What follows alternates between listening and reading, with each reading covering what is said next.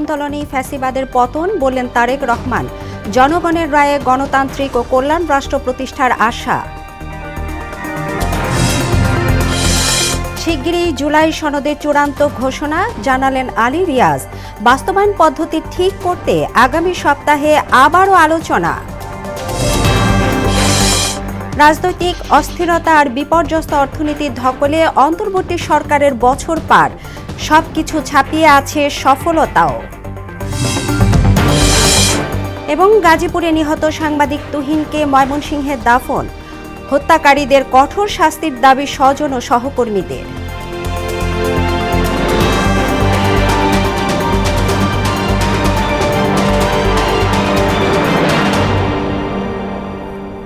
আসসালামু আলাইকুম, মোহনা সংবাদে স্বাগত। শুনছিলেন শিরোনাম, পুরো সংবাদের সঙ্গে আছি তাবশিরা লিজা। আগামী নির্বাচনে জনগণের রায়ে বাংলাদেশকে গণতান্ত্রিক ও কল্যাণ রাষ্ট্র হিসেবে গড়ে তোলা সম্ভব বলে মন্তব্য করেছেন বিএনপির ভারপ্রাপ্ত চেয়ারম্যান তারেক রহমান। শুক্রবার বিকেলে গুলশানে আয়োজিত এক বৈঠকে ভার্চুয়ালি যুক্ত হয়ে তিনি আরও বলেন, দীর্ঘ আন্দোলনেই ফ্যাসিবাদের পতন হয়েছে। এদিকে আরেক অনুষ্ঠানে নির্বাচন বিলম্বিত করার চেষ্টা চলছে বলে অভিযোগ করেছেন বিএনপি নেতারা। তানজিদ ভূঁইয়াকে সঙ্গে নিয়ে আরও জানাচ্ছেন সুরাইয়া মুন্নি। শুক্রবার বিকেলে গুলশানে বিএনপি চেয়ারপারসনের রাজনৈতিক কার্যালয়ে 12 দলীয় জোট এবং এলডিপি ও লেবার পার্টির নেতাদের সঙ্গে বিএনপির মতবিনিময় সভা অনুষ্ঠিত হয়। এতে দলের ভারপ্রাপ্ত চেয়ারম্যান তারেক রহমান বলেন, বিএনপির লক্ষ্য আগামী নির্বাচনে সকলের অংশগ্রহণের মাধ্যমে গণতন্ত্রের পক্ষে ঐক্যবদ্ধ থেকে একটি প্রকৃত গণতান্ত্রিক রাষ্ট্র প্রতিষ্ঠা করা। এদিকে জাতীয় প্রেস ক্লাবে এক আলোচনা সভায় বিএনপি স্থায়ী কমিটির সদস্য হাফিজউদ্দিন আহমেদ বলেন, অন্তর্বর্তী সরকারের কয়েকজন উপদেষ্টা ও 2-1টি রাজনৈতিক দল নির্বাচন বিলম্বিত করতে পিআর পদ্ধতির দাবি জানাচ্ছে। বাংলাদেশের মানুষ এতদিন যাবৎ ভোটই দিতে পারে নাই। এখন যেহেতু ভোট দেওয়ার সময় এসেছে, একটা সুযোগ এসেছে, আমি মনে করি আগামী নির্বাচনটি যে পদ্ধতি চালু আছে, জনগণে ভোটাররা একজন ব্যক্তিকে বেছে নিতে পারে, সেই ভিত্তিতে নির্বাচন হওয়া উচিত। কিছু কিছু রাজনৈতিক দল তারা ইতিমধ্যে ধরে নিয়েছে যে নির্বাচনে তাদের জামানত বাজেয়াপ্ত হবে, তাদের পক্ষে নির্বাচিত হওয়া সম্ভব নয়। সুতরাং এই নির্বাচনকে বিলম্বিত করার জন্যই তারা পিআর সিস্টেমের কথা বলে। প্রেস ক্লাবে জাতীয়তাবাদী নবীন দলের আলোচনা সভায় অংশ নিয়ে বিএনপি চেয়ারপারসনের উপদেষ্টা জয়নুল আবেদিন ফারুক অভিযোগ করেন, প্রশাসনের অনেক কর্মকর্তা নির্বাচন বানচালে ষড়যন্ত্র করছে। আপনাদের আমলে কারাবার নতুন করে এই নির্বাচনকে বানচাল করার ষড়যন্ত্রে লিপ্ত তাদের নাম আপনারা প্রকাশ করতে হবে। এ সময় নির্বাচনের সময়সীমা ঘোষণা করায় সরকারকে ধন্যবাদ জানান এই বিএনপির নেতা। হাসিনার সচিব এখনো বসে আছে আগামী নির্বাচনকে বানচাল করার। সুরাইয়া মুন্নি, মোহনা সংবাদ, ঢাকা। রাজনৈতিক দল ও বিশেষজ্ঞদের পরামর্শক্রমে শিগগিরই জুলাই সনদের চূড়ান্ত ঘোষণা দেয়া হবে বলে জানিয়েছেন ঐকমত্য কমিশনের সহসভাপতি আলী রিয়াজ। এর বাস্তবায়ন পদ্ধতি নির্ধারণে কমিশন আগামী সপ্তাহে ফের আলোচনায় বসবে বলেও জানান তিনি। সংসদ ভবনের এলডি হলে এক সংবাদ সম্মেলনে আলী রিয়াজ আরও বলেন, জাতীয় সনদের উপর ভিত্তি করে নির্বাচন হবে কিনা সে সিদ্ধান্ত নেবে নির্বাচন কমিশন। রেজা খানের রিপোর্ট। 5 আগস্ট গণ অভ্যুত্থানের বর্ষপূর্তিতে জুলাই ঘোষণাপত্র উপস্থাপন করেন প্রধান উপদেষ্টা অধ্যাপক মোহাম্মদ ইউনূস। এর মাধ্যমে জুলাই গণ অভ্যুত্থানকে রাষ্ট্রীয় ও সাংবিধানিকভাবে স্বীকৃতি দেওয়া হয়। গণ অভ্যুত্থানের 2024-এর উপযুক্ত রাষ্ট্রীয় সাংবিধানিক স্বীকৃতি প্রদান করা হবে। এখন শুরু হবে রাষ্ট্রের বিভিন্ন ক্ষেত্রে সংস্কার প্রস্তাব বাস্তবায়নে ঐক্যমত্যের রাজনৈতিক দলিল জুলাই সনদ বাস্তবায়নের প্রক্রিয়া। এজন্যে আগামী সপ্তাহ থেকে বিশেষজ্ঞ ও রাজনৈতিক দলের সঙ্গে আলোচনা শুরু হবে বলে জানান জাতীয় ঐক্যমত্য কমিশনের সহসভাপতি আলী রিয়াজ। এখন এটা বাস্তবায়ন প্রক্রিয়ার বিষয়, বিশেষজ্ঞ এবং রাজনৈতিক দলগুলোর দিকে তাকিয়ে আছি, তারা কিভাবে বলে আমরা সেভাবে হয়তো পরামর্শ দিতে পারব। বাস্তবায়নের দায়িত্ব ঐক্যমত্য কমিশনের নয়। সংবাদ সম্মেলনে জানানো হয়, প্রথম পর্বের আলোচনায় 165টি প্রস্তাবের মধ্যে 62টি বিষয়ে রাজনৈতিক ঐক্যমত্য অর্জিত হয়েছে। দ্বিতীয় পর্বের আলোচনায় 20টি সাংবিধানিক বিষয়ে আলোচনা হয়, সেখানে 11টি বিষয়ে ঐক্যমত্য হয়েছে। নোট অফ ডিসেন্টের যেমন গুরুত্ব আছে, পাশাপাশি এটাও আমাদের উল্লেখ করার দরকার যে যখন সংখ্যাগরিষ্ঠ দল, শুধু সংখ্যাগরিষ্ঠ দল না, এক ব্যাপক সংখ্যক দল যখন ঐক্যমত্যে পৌঁছায়, তার যে গুরুত্ব, সেই গুরুত্ব আমাদেরকে বিবেচনা করতে। জাতীয় সনদের উপর ভিত্তি করে নির্বাচন হবে কিনা তা নির্বাচন কমিশন নির্ধারণ করবে বলেও জানান তিনি। কেবলমাত্র একটা নির্বাচনী ফ্যাসিবাদী ব্যবস্থাকে পুনরুত্থান বন্ধ করতে পারবে না, সাংবিধানিকভাবে পারবে না। তার জন্য একাধিক ক্রমে প্রাতিষ্ঠানিক কাঠামোর পরিবর্তন প্রয়োজন, সাংবিধানিক বিধি ব্যবস্থার পরিবর্তন করা প্রয়োজন। সরকার চাইলে কমিশনের মেয়াদ বাড়তে পারে বলেও জানান আলী রিয়াজ। সরকারের পক্ষ থেকে যদি মনে হয় যে এই কমিশনের মেয়াদ বাড়ানো প্রয়োজন, আশা করি সরকার সেটা বিবেচনা করে দেখবে। রেজা খান, মোহনা সংবাদ, ঢাকা। অন্তর্বর্তী সরকারের 1 বছর আজ। রাজনৈতিক অস্থিরতা, বিপর্যস্ত অর্থনীতি সহ নানামুখী চাপ নিয়েই অভিভাবকহীন রাষ্ট্রের হাল ধরেছিলেন নোবেলজয়ী অর্থনীতিবিদ অধ্যাপক মোহাম্মদ ইউনূস। কিন্তু বছর শেষে অর্জন কি, সেটাই বড় প্রশ্ন হয়ে দাঁড়িয়েছে। এই 1 বছরে নানা আন্দোলন আর মব জাস্টিসের চাপে বেশ ধকল পোহাতে হয়েছে ইউনূস সরকারকে। তবে এত বাধা সত্ত্বেও সরকারের রয়েছে অনেক সফলতা। অন্তর্বর্তী সরকারের বছর পূর্তিতে মনিরুল ইসলামের বিশেষ প্রতিবেদন।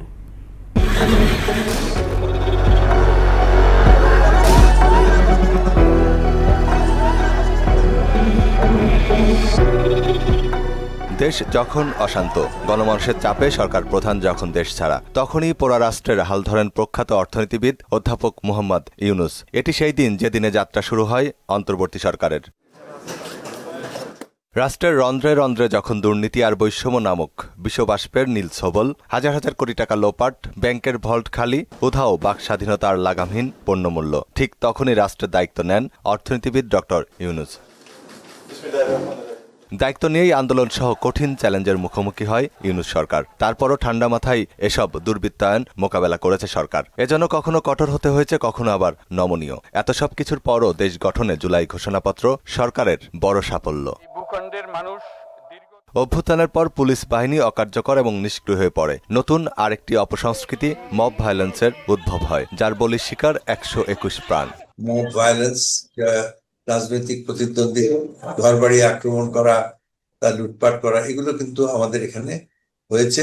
উচ্চ মূল্যস্ফীতির কারণে সাধারণ মানুষের ক্রয় ক্ষমতা হ্রাস পেয়েছে। তবে শেষের দিকে কিছুটা নিয়ন্ত্রণে এসেছে মূল্যস্ফীতি। বিনিয়োগে স্থবিরতার কারণে প্রবৃদ্ধি হ্রাস পেয়েছে 4%। সার্বিক মূল্যস্ফীতি কিন্তু 8.5-এর নিচে নেমে এসেছিল, সেটা এখন আবার জুলাই মাসে সেটা 8.5-এর উপরে চলে গেছে। তবে কয়েকটি বিষয়ে অন্তর্বর্তী সরকারের অগ্রগতি আছে, যেমন বৈদেশিক মুদ্রার ভাণ্ডারের স্থিরতা, ব্যাংকিং ও পোশাক খাতে শৃঙ্খলা ফিরিয়ে আনা এবং এনবিআর পুনর্গঠন। তবে আর্থিক খাত ধ্বংসে দায়ীদের বিরুদ্ধে দৃশ্যমান ব্যবস্থা না নেয় হতাশা প্রকাশ করেন অর্থনীতিবিদ মাহফুজ কবির। মানুষের যেটা বিপুল আকাঙ্ক্ষা ছিল এই সরকারের কাছে যে অন্তত এই দুর্নীতিবাজদের শাস্তির ব্যবস্থা করা, সেইটার আসলে কোন দিকে যাবে? একটা শুধুমাত্র যে জুলাই ঘোষণাপত্র, সেটা দিয়ে কিন্তু তেমন কিছু হয় না। কূটনীতিতে মোটামুটি সফল ইউনূস সরকার। বিশেষ করে নতজানো পররাষ্ট্র থেকে সরে নিজের জাত চিনিয়েছেন ডক্টর ইউনূস। আর রোহিঙ্গা প্রত্যাবাসনে সরকারের চেষ্টাকে ইতিবাচক হিসেবেই দেখছেন নিরাপত্তা বিশ্লেষক ইশফাক ইলাহি চৌধুরী। চীনের সাথে বাণিজ্য সম্পর্ক খারাপ হওয়ার ফলে কিছু কিছু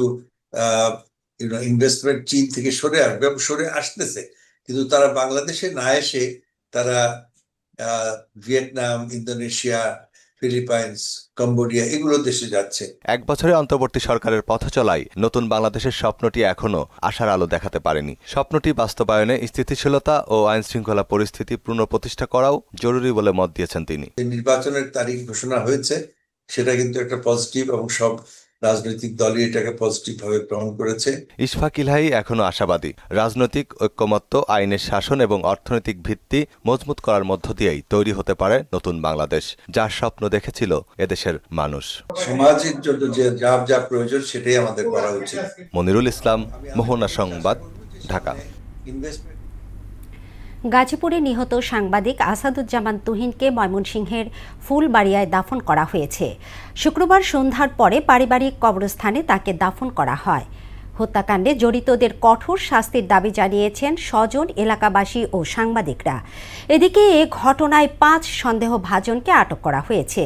পুলিশ জানিয়েছে, চাঁদাবাজি নয়, একজনকে কোপানোর ভিডিও ধারণ করায় দুর্বৃত্তরা সাংবাদিক তুহিনকে কুপিয়ে হত্যা করে। প্রতিনিধিদের পাঠানো তথ্যে আরও জানাচ্ছেন তাহসিন তারিন। গাজীপুরে দুর্বৃত্তদের হামলায় নিহত সাংবাদিক আসাদুজ্জামান তুহিনের মরদেহ যখন গ্রামের বাড়ি ভাটিপাড়ায় পৌঁছায় তখন কান্নায় ভেঙে পড়েন মা, বাবা সহ স্বজনরা। হত্যাকারীদের দ্রুত গ্রেফতার করে দৃষ্টান্তমূলক শাস্তির দাবি জানিয়েছেন স্বজন ও এলাকাবাসী। সাংবাদিকতা পেশায় যদি মানুষের নিরাপত্তা না থাকে তাহলে সাধারণ জনগণ যারা আছে তাদের তো নিরাপত্তা নাই বললেই চলে। আমরা এলাকাবাসী এবং প্রতিবেশী হিসাবে, আমার চাচা হিসাবে আমরা এর সুনির্দিষ্ট একটা বিচার সরকারের কাছে আবেদন, এটা যেন দৃষ্টান্তমূলক বিচার হয়, এটা আমরা আশা করব। বাদ মাগরিব দ্বিতীয় জানাজা শেষে পারিবারিক কবরস্থানে দাফন করা হয় তাকে। আপনারা যদি কোনো আচার ব্যবহারে কোনো কষ্ট পেয়ে থাকেন তাহলে আল্লাহর রাস্তায় তার পক্ষ থেকে আমি ক্ষমা চাচ্ছি। গাজীপুরের চান্দানা চৌরাস্তা এলাকায় বৃহস্পতিবার রাত 8টার দিকে সাংবাদিক আসাদুজ্জামান তুহিনকে কুপিয়ে হত্যা করে দুর্বৃত্তরা। এর সিসিটিভি ফুটেজ সামাজিক যোগাযোগ মাধ্যমে ছড়িয়ে পড়লে ব্যাপক ক্ষোভের সৃষ্টি হয়। যারা মারতে গেছে, যেই লোকটা ধাওয়ানো চলে গেছে, আর ধরতে পারে নাই, ও ভিডিও করার কারণে পিছন থেকে দৌড়ায় পিছে পিছে ভিডিও করতে গেছে, এটার কারণেই তার ইস্যু। ভিডিও কেন করলো এই বিষয় নিয়েই সে তাকে নির্মমভাবে হত্যা করা হয়েছে কুপাইয়া। বর্তমানে যে সিচুয়েশন, এটা মারাত্মক ঝুঁকিতে আমরা যারা সংবাদ কর্মী তারা প্রতি মুহূর্ত আশঙ্কার মধ্যে থাকি যে আমাদের জানটাও কখন চলে যাবে।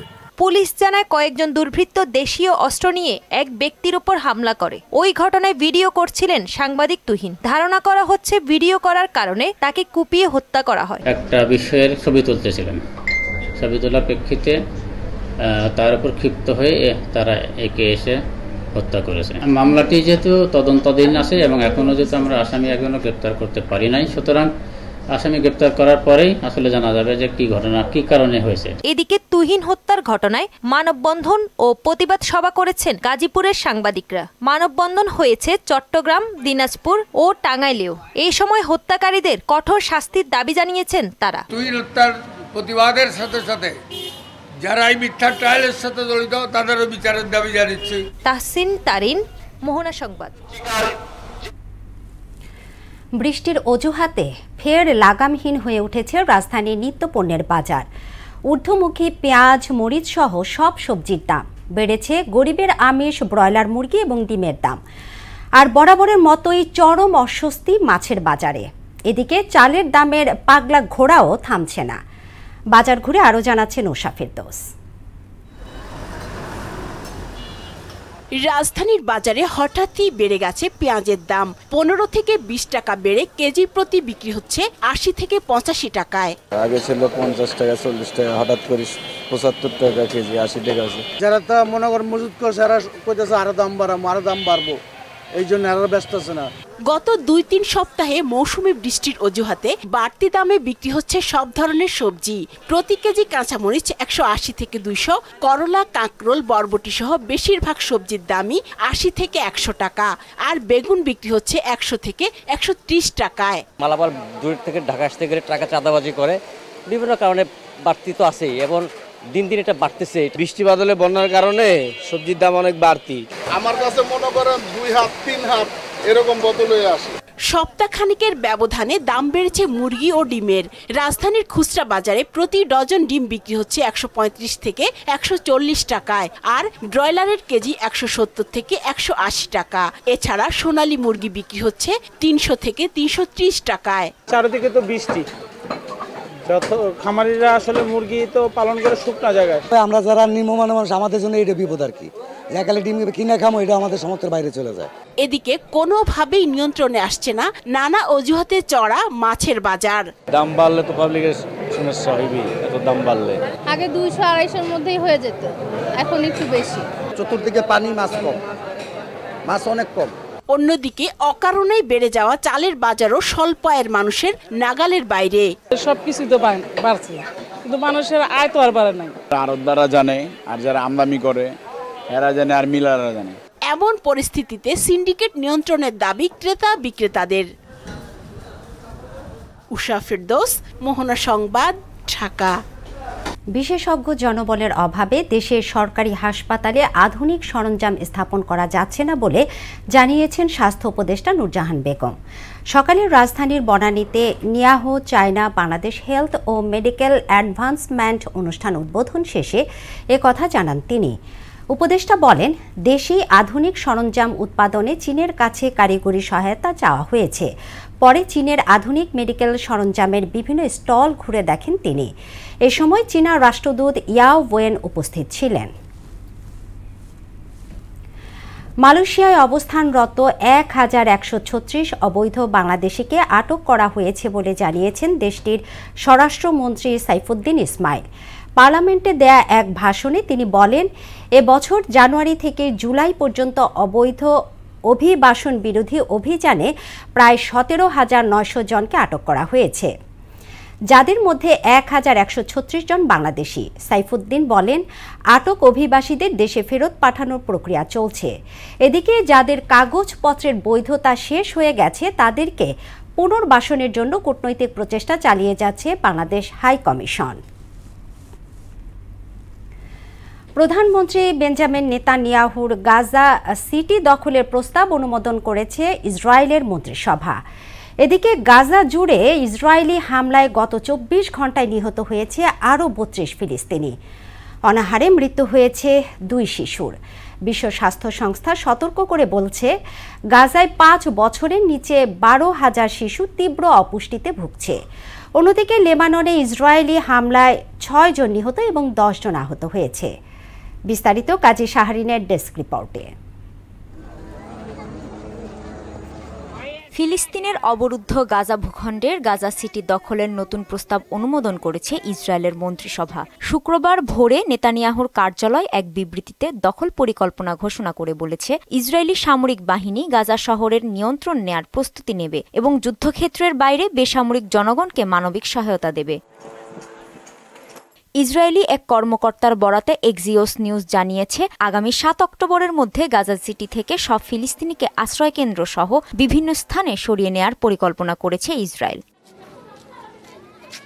এদিকে অব্যাহত রয়েছে গাজায় ইসরায়েলি বর্বরতা। লাগাতার হামলায় একদিনে আরও ৩২ ফিলিস্তিনি নিহত হয়েছে। এছাড়া বৃহস্পতিবার অনাহারে মারা গেছে ২ শিশু। ২২ মাসের এ তাণ্ডবে প্রাণহানি ছাড়িয়েছে ৬১,২০০, আর অনাহারেও মারা গেছে প্রায় ২০০ জন। বিশ্ব স্বাস্থ্য সংস্থা বলছে, গাজায় ৫ বছরের নিচে ১২,০০০ শিশু তীব্র অপুষ্টিতে ভুগছে।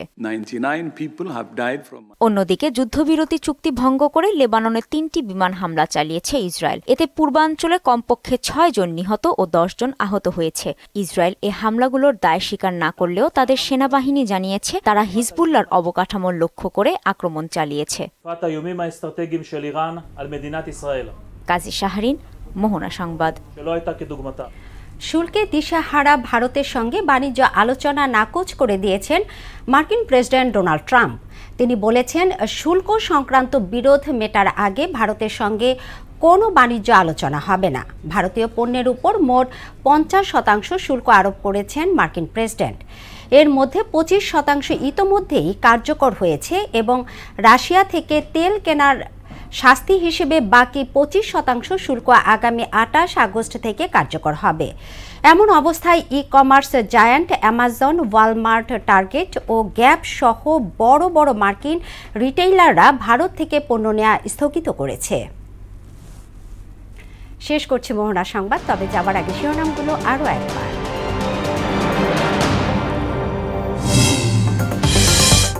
দীর্ঘ আন্দোলনই ফ্যাসিবাদের পতন বললেন তারেক রহমান। জনগণের রায়ে গণতান্ত্রিক ও কল্যাণ রাষ্ট্র প্রতিষ্ঠার আশা।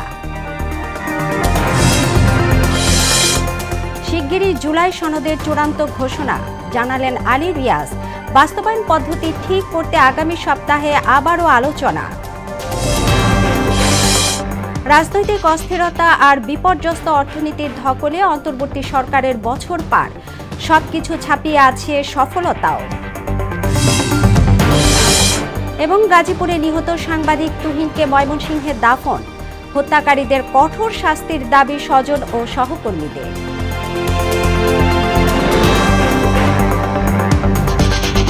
এই ছিল মোহনা সংবাদে। পরবর্তী সংবাদ রাত 12টায়। মোহনার সবশেষ খবর জানতে ভিজিট করুন www.mohana.tv। সংবাদ দেখতে পারেন ফেসবুক, ইউটিউবে। এতক্ষণ সঙ্গে থাকার জন্য ধন্যবাদ সবাইকে।